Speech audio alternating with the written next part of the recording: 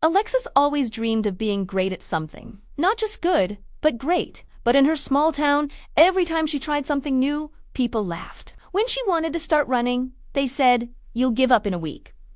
When she talked about opening her own bakery, they said, "You're too young for that." And when she dreamed about making videos that inspired others, they said, "Who would even watch?" But Alexis had something stronger than talent: persistence. The first time she tried running, she couldn't even make it to the end of the street. Her lungs burned.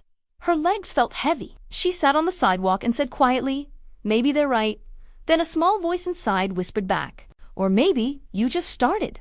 She stood up again and took one more step. That night, she made herself a promise.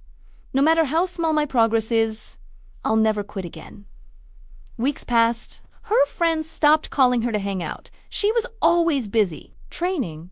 Her social media posts got little attention, but she didn't care, because something magical was happening inside her. Discipline was replacing doubt. Every morning at sunrise, Alexis ran.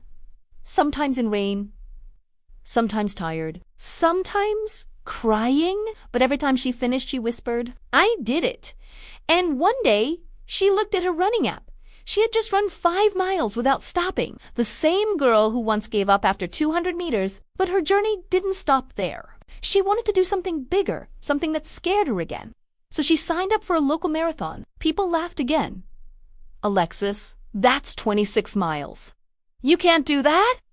She smiled. "I'll see you at the finish line."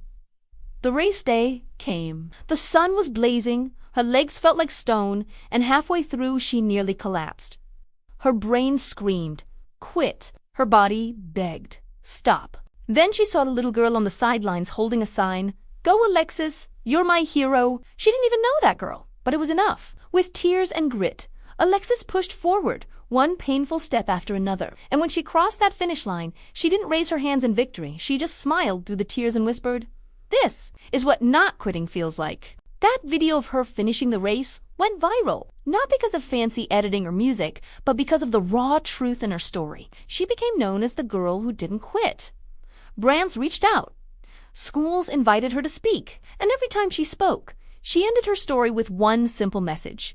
You don't have to be the fastest, the smartest, or the strongest. You just have to keep going, especially when no one believes in you.